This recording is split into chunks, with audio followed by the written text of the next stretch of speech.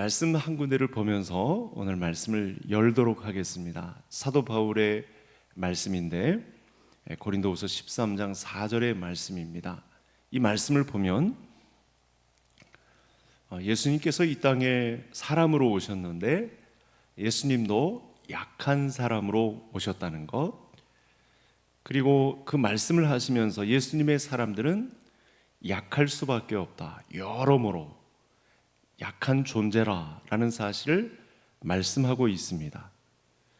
이사야 선지자는 예수님이 오시기 전 700년 전에 연한 순 같고 줄기 같다, 연하다, 굉장히 약하다라는 예수님의 존재에 대해서 미리 예언을 하셨습니다. 예수님이 이 땅에 오셨을 때 사람의 몸을 입으셨는지라 약한 모습이 있었습니다. 사도 바울도 굉장히 약함 가운데 있었던 선지자였고, 또 주를 의지하는 모든 성도들의 초대교회의 모습을 보면 다 약했습니다. 그래서 사도 바울은 심지어 어떻게까지 약함을 자랑했냐면, 나는 예수님의 죽음을 내 몸에 짊어지고 다닌다라고 말하기까지 했습니다. 심지어 바울은 왕성하게 복음을 전한 반면 자신의 육체는 질병이 있었습니다. 불분명한, 의학이 이렇게 발달하지를 않아서 아픈 건 알겠는데 원일 모를 병에 시달린, 사단이 자기를 막 까부를 듯이 하면서 괴롭힌 그런 질병의 흔적을 지니고 산 연약한 존재였다라고 말씀하면서 나는 예수님의 죽으심을 내 몸에 짊어지고 다닌다라고 할 만큼 연약함을 자랑하는 그런 사도였습니다. 뿐만 아닙니다. 사람들이 바울을 얼마나 괴롭혔는지 모릅니다. 물리적으로 이 바울의 복음으로의 잘됨을 두고 보지 못한 나머지 그야말로도 밀가부르듯 바울을 얼마나 혹사시켰는지 모릅니다. 그래서 거의 죽을 뻔한, 죽음이나 마찬가지의 만신창이가 된 몸을 죽은 줄 알고 버려둘 정도로 그런 일을 몇 번이나 당했던 사람입니다. 매를 맞은 건 다반사고요.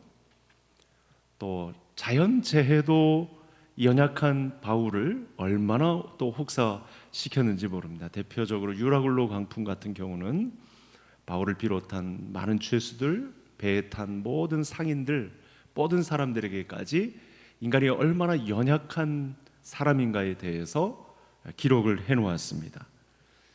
또 이 바울을 얼마나 만만하게 보았는지 같은 선교팀 내에 마가를 비롯한 초창기에, 그리고 데마라는 사람, 여러 사람들이 배반을 하고 마치 의형제처럼 아주 다부진 각오를 가지고 선교 현장에 뛰어들었는데 그만 같은 팀, 선교팀 안에서 배반을 경험하는 이런 무시무시한, 사람과의 관계에서 좋게 지내다가 어떤 사람이 배반해서 그 공동체를 떠난다 그러면 이게 정말 힘든 부분인데, 이런 일들이 인사하다가 마지막에 종종 발견되는 그런 일들도 있었습니다. 그래서 심지어 바울은 이런 기도까지 드립니다. 내 몸의 약함을 좀 떠나가게 해달라고. 그래서 기도를 막 하는데 예수님은 어떻게 다가왔냐면 거절하셨습니다. 그 약함이 자랑이 되어야 한다라는 말씀을 주기까지, 그 말씀을 깨닫기까지 우리 하나님은 바울의 기도를 거절했습니다. 완벽하게 온전할 정도로 3번이나 기도했다고 했는데도 하나님은 이 바울의 약함을 벗어나는 문제에 있어서는 허용하지 않으셨습니다. 그래서 저와 성도님들도 하나님의 말씀이 내 속에서 깊어지면 우리의 약함이 이게 비굴하거나 뭔가 다른 사람들과 비교해서 모자르다거나 이게 부끄러운 것이 된다거나 모자람이 되는 경우가 절대 아니라는 말씀을 제가 지금 설명하기 위해서 자꾸 이 예를 성도님들과 같이 나누고 있습니다.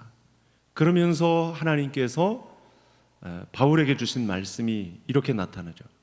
내게 주신 은혜가 족하다. 이렇게 최종 결론을 내리고 약함이 오히려 강함이 될 수 있겠구나. 그게 하나님이 자기를 그렇게 약하게 하신 그 가운데 하나님의 은혜가 더 충만하게 아주 깊이 있게 배어서 강함을 나타낼 수 있는 예수님의 사람 제자의 모습을 바울에게 결국은 허락해 주었습니다. 그러면서 내 능력이 약함에서 완전히 드러난다. 이 연약함 속에서 그리스도의 능력이, 죽음을 이기신 그리스도의 능력이 활개친다 라고 하는 그런 고백까지 고린도 전서에서 말씀하고 있습니다. 바울을 바울되게 하고 사명으로 충만하게 했던 비밀, 늦게 다메섹에서 예수 그리스도를 만나서 온전한 몸으로 하나님께 영광 돌릴 수 있는 비밀이 어디서 열매를 맺었냐면 그의 약함에서, 그의 모자람에서, 예수님처럼 순한 연 같은 새싹 같은 그런 곳에서 그리스도의 강함이 강력하게 완벽하게 그의 몸을 통해서 나타나고 하나님은 그 은혜가 충족하게 하셨다라는 말씀을 하고 있습니다. 여러분, 오늘 세상은 어떻습니까? 저와 성도님들이 속해 있는 교회를 사실은 불완전한 곳으로 봅니다. 굉장히 무시하죠. 여러분, 요즘까지도 제가 들었던 말인데 이 주변 사람들이 우리 개성교회를 평가하는 여러 방법들이 있는데, 여러 말들이 있는데 제가 어떤 말까지 들었냐면 우리 교회 승합차가 이 두 자리를 차지하고 있잖아요. 세 대, 크게는 네 대까지 될 수 있는데 이 공작에서 이 화분대를 세워놓는 바람에 줄어가지고 세 대만 되는데, 한 젊은이가 저하고 대화하는 중에 왜 개성교회는 이 두 자리를 계속 끝까지 고집하고 차지하고 있냐고 이런 말을 하는 것을 제가 직접 들었습니다. 그러니까 이 두 대 이상 더 될 생각을 하지 말아라, 뭐 이렇게 엄포를 놓듯이 그런 평가를 가지고 있습니다. 사람들의 시선이 교회가 뭐가 강하냐, 무슨 힘이 있냐, 무슨 능력이 있냐, 이렇게 그런 눈으로 바라봅니다. 그러니까 약한 것은 이 경쟁이 있는 세대에 살아남지 못할 것이기 때문에 너희들은 부끄러움을 갖고 있다. 뭔 강한 힘이 있어서 무슨 목소리를 내겠느냐, 이런 식으로 세상은 저와 성도님들을 바라봅니다. 세상은 이런 걸 절대 모르는 거죠. 약함 속에서 빛나는 하나님의 강함을, 그 약한 십자가에서 드러나는 죽음을 이긴 부활의 능력을 저들은 절대 알지 못하죠. 그래서 오늘도 다시 한번 우리 주님의 교회, 예수님의 사람, 하나님의 가족들에게 주신 약함 속에서 십자가의 강함이 드러나는 저와 모든 성도님들, 그래서 오히려 우리가 약하게 된 것, 약함에 처하게 하신 하나님의 은혜를 바라보시면서 충족한 은혜를 고백할 수 있는, 약한 데서 강하여짐을 드러내는 이 통로밖에 없다는 사실로 말미암아 약함이 자랑이 될 수 있는 우리 모든 성도님들 될 수 있기를 간절히 소원합니다. 저와 성도님들은 교회의 사람들입니다. 예수님은 십자가의 보혈로 한 가족, 믿음의 공동체를 세워주셨죠. 이 한 가족 믿음의 공동체를 통해 하나님의 나라는 곳곳에서, 지구촌에서 완성이 됩니다. 이 경로를 우리 성경을 통해서 우리는 확증받을 수 있습니다. 그리고 이 한 가족된 믿음의 공동체에 예수님은 어떤 위치를 차지하냐면 머리가 되십니다. 최고의 지도자가 되셔서 그 나라를 완성하는데 주도적인 역할을 감당하고, 혼자서 그 일을 하지 않고 약한 우리를 데리고 같이 끝까지 이 하나님의 나라 완성을 이루고야 말겠다는 의지를 불태우십니다. 이게 하나님의 말씀입니다. 근데 반면 이 명령에서, 이 순종하는 길에서 자꾸 이탈자가 나오는 것도 사실입니다. 이 영적인 긴장선상에 저와 성도님들이 서 있는 거죠. 교회에는 그래서 이 머리 대신 예수님과 함께 하나님 아버지께서 주신 약속 소망이 있습니다. 그래서 이 부분 때문에 교회는 이 땅의 유일한 소망이 되는 줄 믿으시고, 지금 선도님들이 걷고 있는 이상하리 많지 뭔가 뜻대로 되지 않고 뭔가 부끄러움도 겪고 약한 모습이 자꾸만 노출되고 기도하는 바대로 거절도 당하고 뭔가 속시원히 해결되지 않는 여러 문제들이 진행되는 가운데 주님의 교회 공동체, 한가족된 이 공동체에 우리를 보내셨다는 사실을 알고 하나님의 몸된 교회를 우리가 이 한가족된 공동체를 어떻게 세워나갈 것인가, 또 하나님께 주신 그 응원이 있을 텐데 이렇게 약하디 약한, 어떻게 보면 핀잔을 듣고 살아가는 이 세상 속에서 하나님이 주신 분명 이 힘을 주시는 말씀의 약속이 있을 텐데 그건 무엇인지, 그러니까 함께 살펴보면서 이제 구약의 메시지라 할지라도 오래된 약속이라 할지라도 하나님의 말씀 속에서 새로움을 발견하는 이 밤이 되셔야겠습니다. 첫 번째, 또 두 번째 화면을 한번 보시겠는데 오늘 본문인데요. 오늘 본문의 내용을 잘 보시면 교회는 구약의 개념에서 하나님의 집, 주의 장막 개념이 들어가 있습니다. 이 세상에서 사람에게 유일한 소망을 주는 것은 하나님의 집이 이 땅에서 실현된 주의 장막, 주의 집에서, 하나님의 집에서만 나타나는 현상입니다. 그 지상의 교회들 중에서 여러분 교회의 본질을 잘 살리지 못해서 핀잔을 듣는 경우가 있는데, 이 모습은 저와 성도님이 어떻게 이해를 해야 되냐면, 그래서 전투적인 교회, 싸워서 우리 하나님이 하나님의 장막 속에서 우리 성도들에게 어떻게 방패가 되시고 피난처가 되시고 위로가 되시고 결국은 그 나라를 어떻게 완성하는지를 보아 나가는 과정 속에 싸움다, 그러니까 전투를 치르고 있다. 그래서 수많은 학자들이 이구동성으로 이 지상의 교회를 어떻게 다른 표현을 쓰냐면 전투적 교회 이렇게 씁니다. 그러니까 천상의 교회는 이 전투를 이긴 교회라고 평가를 하고, 이 지상에 있는 교회는 아직 하나님의 나라가 이 마지막 때가 이르지 않은 이 때에 하나님의 장막을 어떻게 부르냐면 전투가 있는 교회, 싸우는 교회라고 그렇게 명명합니다. 이게 교회론에서 아주 중요한 부분을 차지하는 부분입니다. 그래서 가장 완벽하고 가장 완전한 소망은 사실 전투를 치르고 있는 과정이라도 교회에서만 이 부분을 발견할 수 있는 것이죠. 왜냐하면 그 소망은 왜 발견할 수 있냐면 그 전투를 치르고 있는 약하디 약한 세상으로부터 외면받고 있는 교회라고 할지라도 그 교회에, 그 주의 장막에 누가 머리가 되시죠? 예수님이 머리가 되시기 때문에 그 교회만, 주의 집에만, 하나님의 가족 공동체에만 소망이 있는 줄 믿을 수 있기를 원합니다. 이런 부분에 우리가 연결어 가야 합니다. 우리 믿음에 깊이가 있어야 됩니다.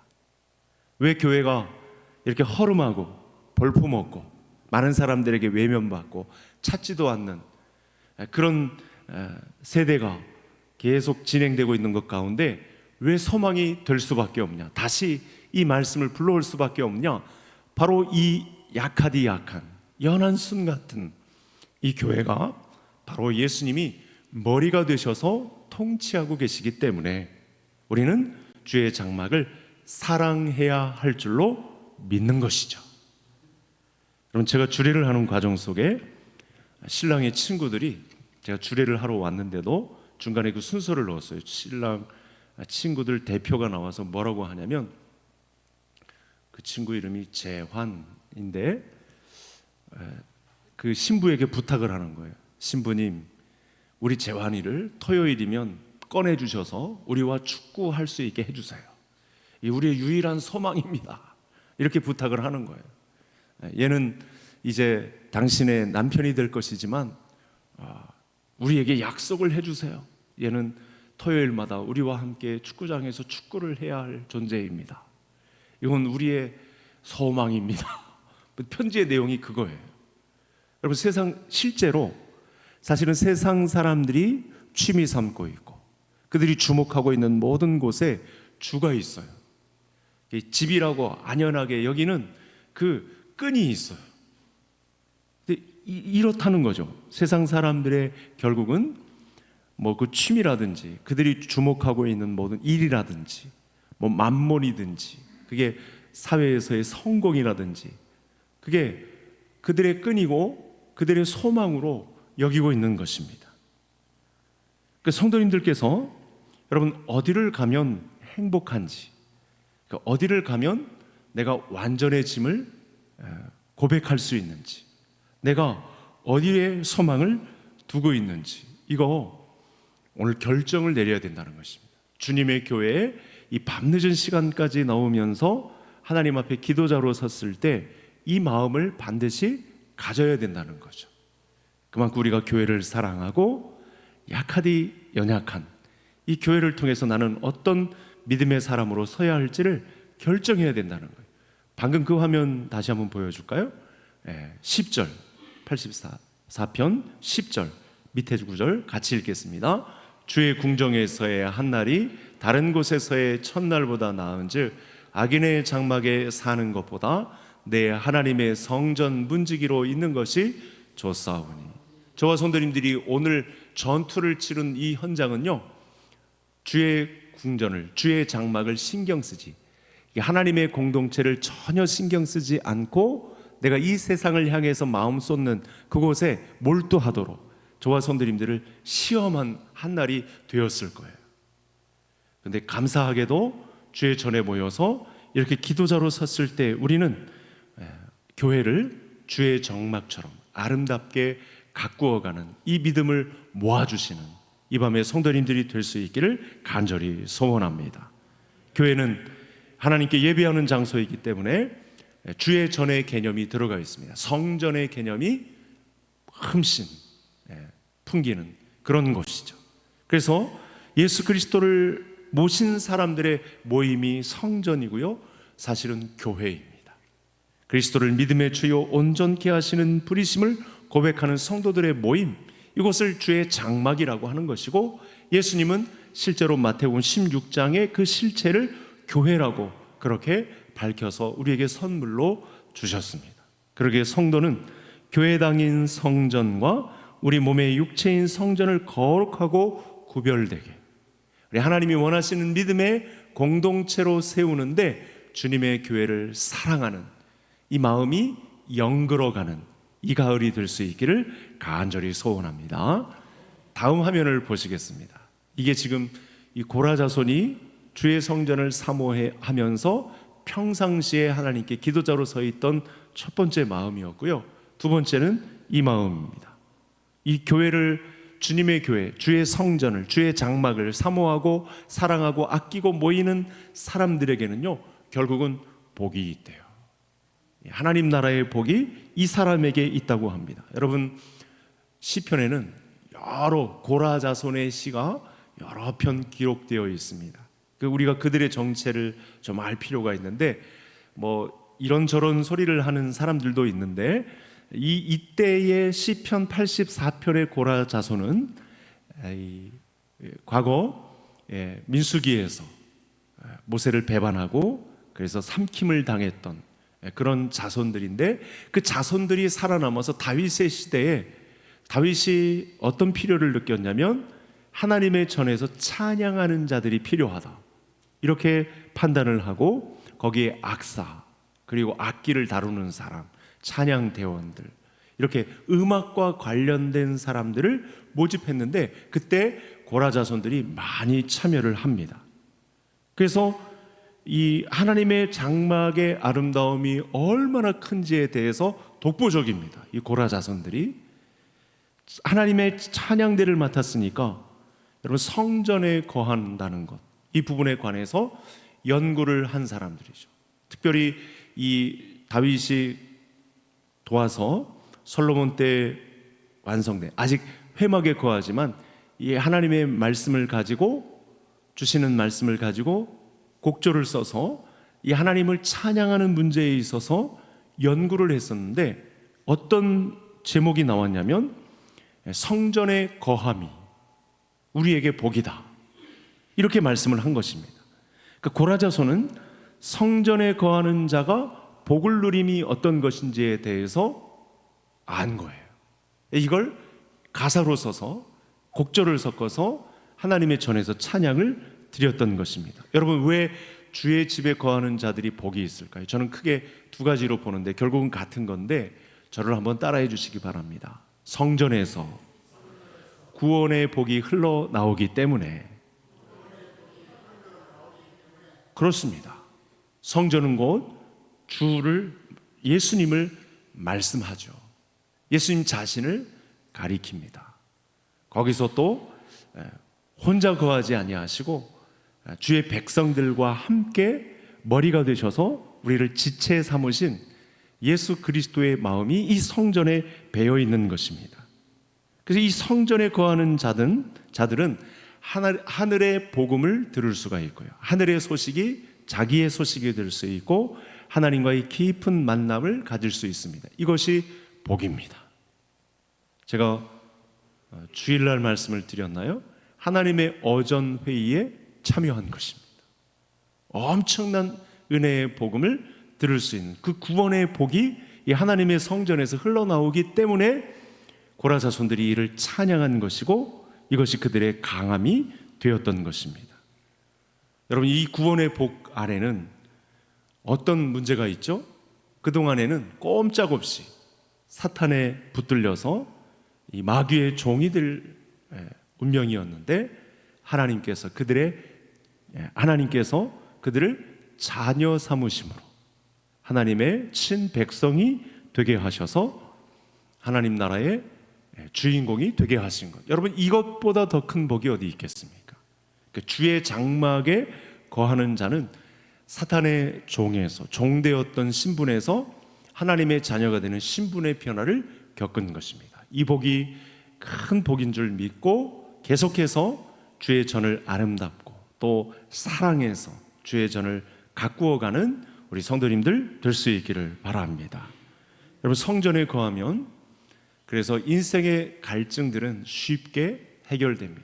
금방 이 하나님의 젖줄에서 흘러내리는 그 양식을 먹고 생명의 젖줄을 먹고 우리는 금방 인생의 갈증을 해결해 낼 수가 있습니다. 그래서 이사야 선지자가 이사야 55장 1절에 이렇게 말을 하죠. 너희 목마른 자들아 물로 나오라. 돈 없는 자도 오라. 이사야 선지자도 고라 자손들을 닮아서 주의 장막, 주의 성전에 거하는 기쁨이 어떤 것인지를 여기서 머리가 되셔서 구원의 젖줄을 생산해 내시는 우리 하나님의 말씀을 듣는 자의 이 장막의 거함이 얼마나 즐거운지에 대해서 이렇게 말씀을 표현한 것입니다. 여러분, 가만히 한번 생각을 해보시기 바랍니다.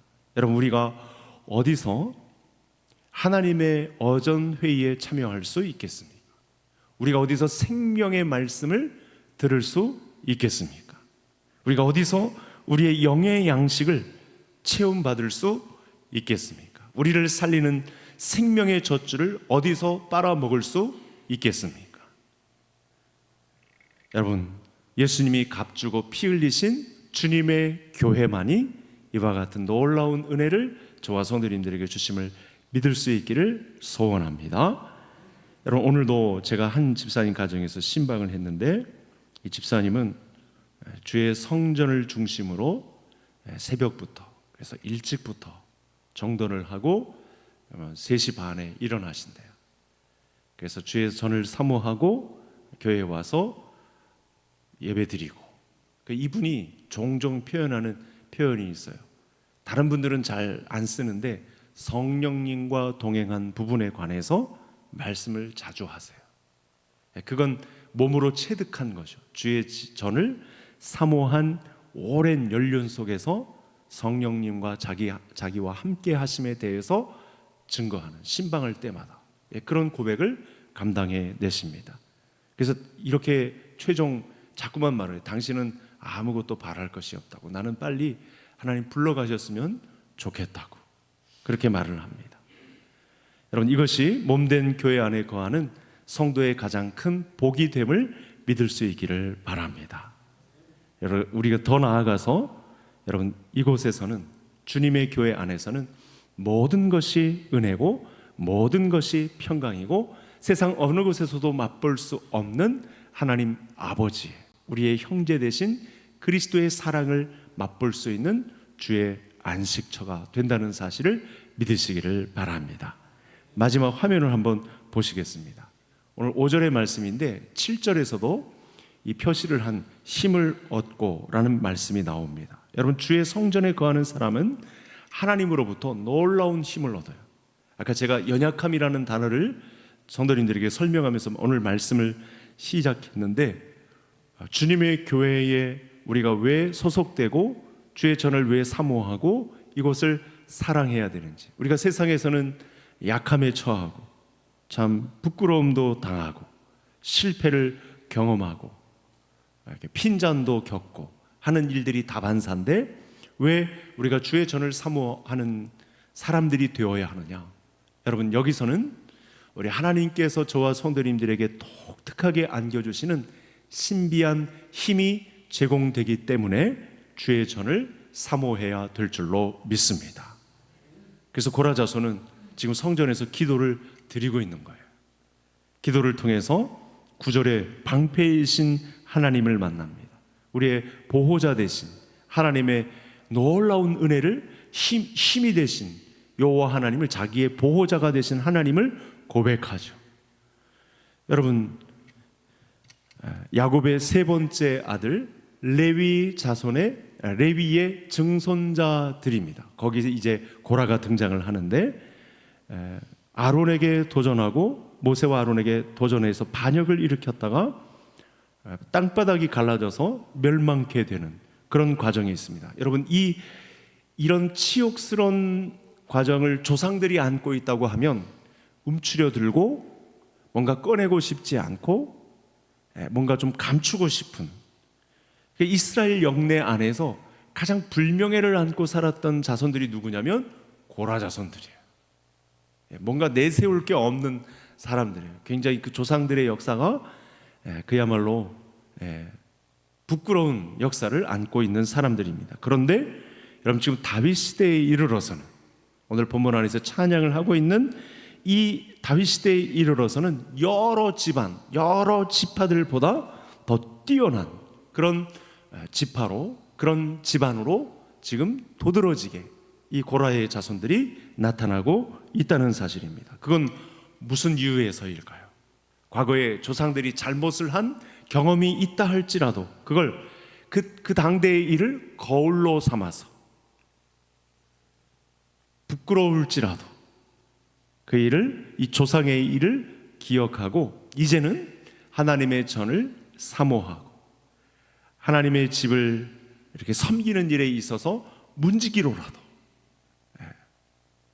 버거운 일이더라도 끝까지 이 일을 감당하겠노라고, 특별히 다윗이 임명한 그 부분에 있어서 악사로든지 음악가로든지 찬양하는 일에 있어서는 남들에게 뒤처지지 않고 이 일로 주의 전을 헌신하고 섬기겠다라는 의지를 불태운 것에 바로 이 고라 자손들의 위대함이 주의 성전에서 나타나고 있는 것입니다.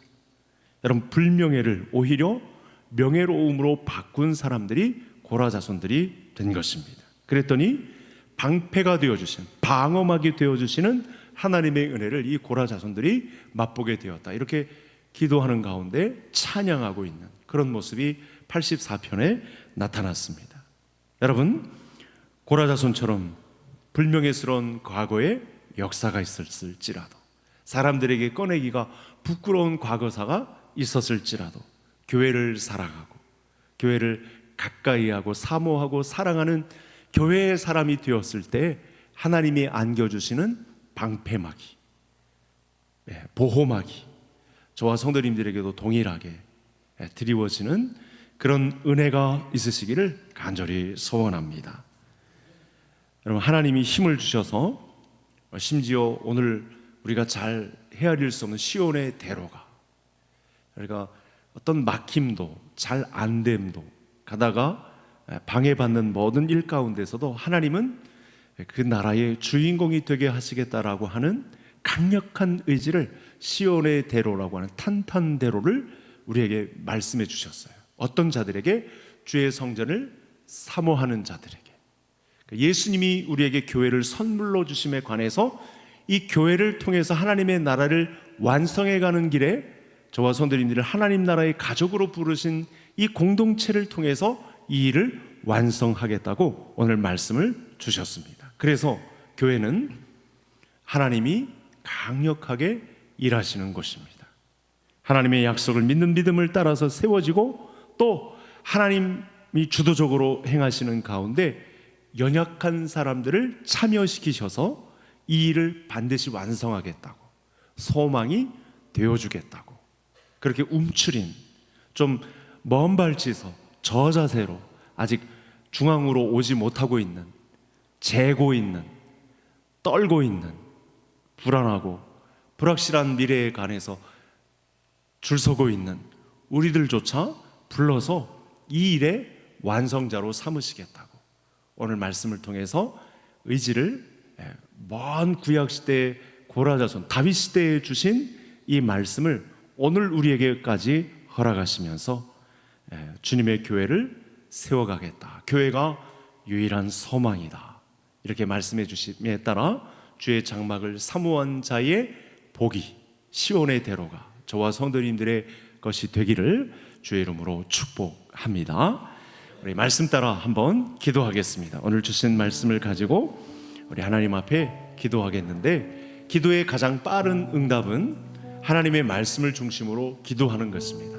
그래서 우리 한 3000여 년 전에 고라 자손들을 생각하며 다윗 시대 찬양단으로 세워주셨던 그들을 기억하면서 우리 주의 장막인 교회를 사랑스럽고 구별되게 사용하고 세워갈 줄 아는 믿음의 사람이 될 수 있도록 우리 개성교회로 모인 성도들에게 구원의 기쁨과 인생의 갈증도 해결되는 그런 은혜를 동일하게 우리 개성교회에도 내려달라고 기도하시고, 마지막으로는 주께의 힘을 얻어서 연약한 가운데에서, 불안한 가운데에서, 두려워 떨고 있는 가운데서 주님의 교회를 통해 힘을 얻고 세상을 이기는 교회로 전진하게 하여 주옵소서. 주여 한번 부르시고 기도하시겠습니다.